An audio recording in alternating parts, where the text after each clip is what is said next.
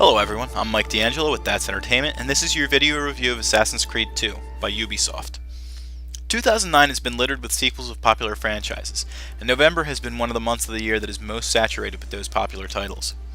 Assassin's Creed 2 joins games like Left 4 Dead 2, Modern Warfare 2, and New Super Mario Bros. Wii in a long list of ongoing follow-ups. Does the sequel to one of 2007's most popular games soar high above its predecessor, or does it become lost in the crowd? This is my story. The main protagonist of the Assassin's Creed series is Desmond Miles, who is a descendant in a long line of assassins. While the first game directed Desmond towards reliving the memories of Altair, an assassin who was contracted to kill service members of the Templar Knights during the Crusades era, Assassin's Creed 2 points Desmond towards a less distant ancestor from Renaissance Italy, Ezio Auditore. Ezio's life is not as harsh as the 4 centuries older Altair. In fact, the second oldest of the Auditore family begins his tale as a spoiled noble. He seems more personable than the hero of the first game, and there is a charm to Ezio that Altair lacked, and you feel that you can relate to him. You may take our lives this day, but we will have yours in return, I swear! We will! Father! Ezio's vendetta is more personal in Assassin's Creed 2. After his father and brothers are murdered, he vows revenge on the man responsible. And when the deed is done, he uncovers a plot that spans 5 Italian cities and 10 years of searching and killing. Ubisoft brings the player from Florence to Venice and even Rome, introducing Ezio to popular figures such as Leonardo da Vinci and Rodrigo Borgia, also known as Pope Alexander VI. And well-known places such as the Vatican and Rialto Bridge also make appearances. The characters and places aren't just thrown in on a whim either. Ubisoft took the time to develop database entries that the player could investigate to learn a real history on the items. Assassin's Creed 2 makes progression in leaps and bounds over the first game. Not only has close quarters combat been improved with such additions as the ability to pick up fallen weapons from defeated guards, but a second hidden blade is also included in the mix. Assassinations can also be tackled in a variety of different ways thanks to the ability to kill your enemies while hanging off of a ledge or while hiding in a haystack. Assassin's Creed 2 also has a strong role-playing element thanks to the inclusion of an economic system, and the ability to use money to buy better weapons and armor, or to hire groups of NPCs to lure, distract, or attack your enemies. Combat, unfortunately, remains as simplistic as the first game.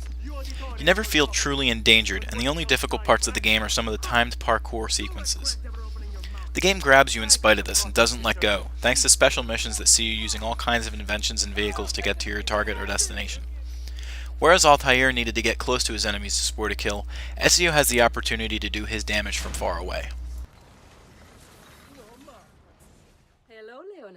Ezio, his enemies, and his allies are all part of a beautiful place in history during the Renaissance in Italy. Ubisoft did a tremendous job putting together 1400s Florence, Venice, and Rome, among several other locales. The characters look the part as well, and the development team did a good job of capturing how they act and display themselves. The graphics aren't especially distinguishing, but they aren't disappointing either, and the style more than makes up for any of the lacking. Wait, you knew this would happen? The sound effects and music are aesthetically pleasing as well. You really get a rush when you're chasing a target, and he seems to be eluding you at every turn. The song choice gets you pumped up to find a way to get ahead of your enemies. Assassin's Creed 2 also features some excellent voice work, which is already bolstered by some well-written and clever dialogue. It's a me, Mario! Uncle Mario? Away with you, demon. While the main storyline of Assassin's Creed 2 is comprised of the need to assassinate around a dozen corrupt politicians and religious figures, it is bolstered by missions that get you to each of the assassination attempts. And, unlike the terribly repetitive first game, every mission in the second game has its own flavor.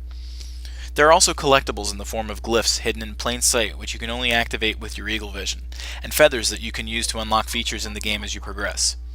6 tombs also exist which hold seals of long-dead assassins, which you use to increase your life and resistance. Add to that the host of side missions that you can take on just for money to fill your coin purse, and you have a game that can last you a nice couple of days. The man has clearly lost his mind. Assassin's Creed 2 feels a lot less like a sequel and a lot more like a reinvention of the first title. The first game came to the table with a lot of great ideas, and Ubisoft retained all of them, while making sure that the latest installment felt more natural and had more character. It seems as if the developer really paid attention to the input of their fans, as most of the repetitiveness of Assassin's Creed 1 is gone. While the game is not perfect, it is more than entertaining, and it leaves you wanting for more. Assassin's Creed has always been planned as a trilogy, so hopefully time passes by quickly, so we can take up the role of Desmond Miles and his ancestors once again. That's Entertainment awards Assassin's Creed 2 a 9.5 out of 10. Yes, the documents that were delivered to you